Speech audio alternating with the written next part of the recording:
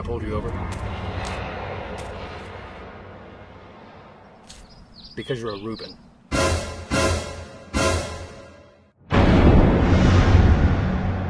So the first circle was started at Fort McKinley Church.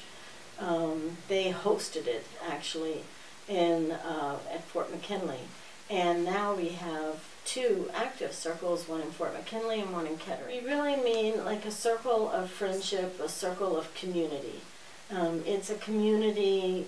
It's a community process, and the whole idea is to bring people of poverty into a friendship, you know, and to having a friendship with people in the middle class who can provide actually some of the social capital, the skills.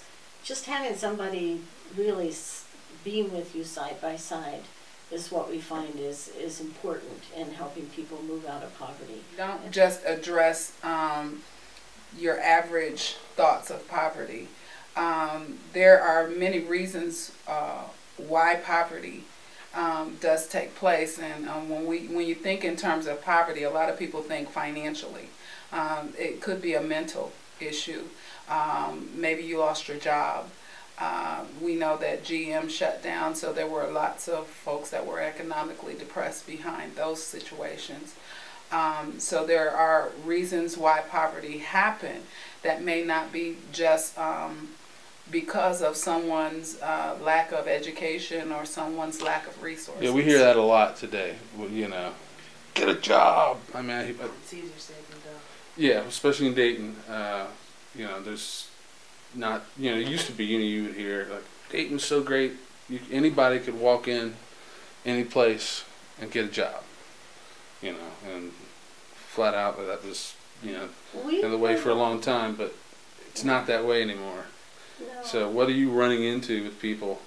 I mean, we put on poverty simulations because it's not easy when you have, I mean, it's not just a lack of resources, but though it is. I mean, to the extent to which you don't have resources makes it worse, but when you have to go through the system, when you have to juggle finding a job with child care, with all the other issues that come up, and then the way that people view you, all of those barriers. And that's one of the things that we really, besides these circles, one of our main intentions is to create a format where we inform other people that, you know, that how these barriers exist. And one of the main barriers is just the way people view poverty.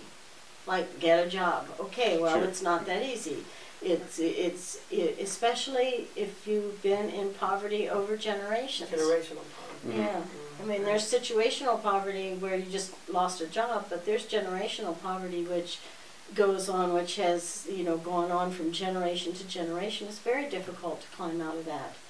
And I think that's what we're trying to address. Why is it so difficult to climb out of that? Is it because you know what you're raised in, and any other normality is, you know, the same goes for anyone anywhere. You know, if I live in the Sahara Desert, anything beyond a Bedouin tribesman's life is going to be like completely unimaginable for me to deal. Is that a good way to explain? I would honestly say that would be. You get a lot of people who are comfortable in what they know. People do that generally, not just with poverty, but with anything. You're comfortable with what you know. So anything outside of that box is like, I don't know. You're stepping into the unknown. So some people are scared to branch out of that. Also, too, has been what people have been exposed to. If you've never seen someone who, you know, is well-to-do, successful, you know, or seen someone come out of the similar situation, you don't know what it look like. So then it kind of wraps back into that unknown, not knowing of what this could be, what this could tell, and then not wanting to step out that way. So that could be it too, which all goes back to your mindset. So then he said it's not going to cut the mustard. Really? You know, and that was that. Let's try a little test. What do you see here? It's a sandwich. It's a sandwich. It's a sandwich. I'm sensing a pattern here.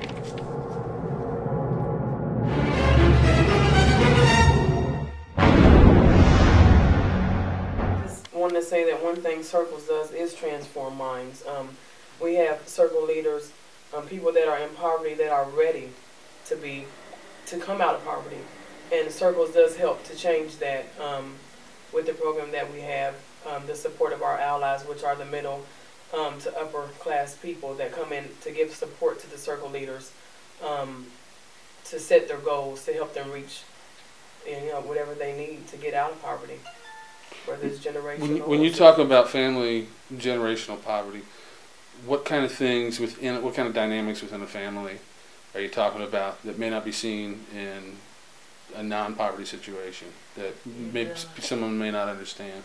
You're dealing with, mindset as far as, abusing the resources. Also, you may deal with, incarceration in and out of prison. You may deal with drug abuse. You may deal with alcohol. I'm not saying that that's not what you see in other, families, but it's more centralized or magnified within a family who is considered impoverished.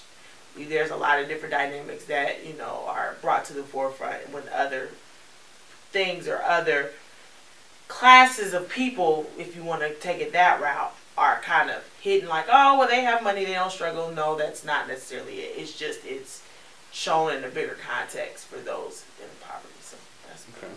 What's the biggest thing you think you do to reduce poverty in the city of Dayton? Legislatively, we need mindset? all of it. We need all of it. It's everyone's problem. We live these lives that are separate, but we're not separate. We all are human beings, and it affects all of us. And we like to think, I've lived in the suburbs, it would be nice to think that poverty doesn't exist, but it does. And it's not just any one person's problem, it's all of our problem. And so we need everything. Really basic. What do you guys think? Yes. Is class stratification a cause of poverty? Does it make it tougher? A lot of the attitudes that people have? It makes it tougher to move up and down. I don't know if it's a cause. It might seem like it's certainly implicated, but, it's, I don't know. I think more of, let's not worry about the causes now. Let's worry about solutions. That's where we want to go to. We want to move to solutions. What if one of the solutions is we cutting think, the root of no, the tree? Solutions are creating an awareness, moving forward, creating relationships, having everyone get involved, having everyone be a part of the solution. That is the way to move forward. Well, if someone, sees this video and says, hey, I could be of good help, I know how to do X, Y, and Z, would you like them to get in touch with you guys? Yes, absolutely. Okay. One of the things, we would love that. Okay, and you pair them up with people? yes, And one of the things that Circles is very high as far as expectation and the impact is that allies are very, very needed at this point. And if you want to get involved, please contact us. We are looking for you. You have something to add. You have something that may help someone come out of where they are as far as bettering themselves in life. Before I became involved in Circles, I didn't have any goals. I didn't talk to a lot of people. I didn't really have a plan, and so when I became involved with Circles, it actually helped me to set goals and to speak out about my situations, and knew that there were people that were just like me that also needed to transform their minds to get out of poverty. And so it's actually helped me to be able to just helped me to transform my life. And I'm going to school, I have a job, I have a car, I have transportation now. So these things have come out of being involved with Circles. And she's written a book. And really? I also became an author. Really? When did that happen? Last year. Actually really? Became an author in June of Okay. 2011. And were you writing about your experiences, or? I wrote about my experiences with poverty. The name of the book is called Built This Way. It's about me being built in the way to be able to withstand all of my troubles and overcome all of the struggles that have come with being in poverty. And so I think being involved with Circles has helped bring that out and share with other human beings. We have a third community Circles group at the Potter's House. It is we are a community, however we do focus on reentry and ex-offenders. Okay. Trying to get them readapted and re-enter society, and basically, you know, try to help change their mindset and get them resources that they need so that they don't go back into the penal system. As of right now, Montgomery County has a 32% recidivism rate. However, that's a low number, and that's as of 2008. That's a low number, but we want to reduce that even more. So we get people hooked up to, just like community circles, get them connected with people with resources. We have someone that's an ally who has a housing program where those who are, he has a housing program where basically what they do is he rehabs old houses, and you could go into the house and your rent pays off the house, and either you can take your house and run, or you can become a partner in what they do. Okay. We also have someone who has job information. We have a lot of people with a wealth of knowledge.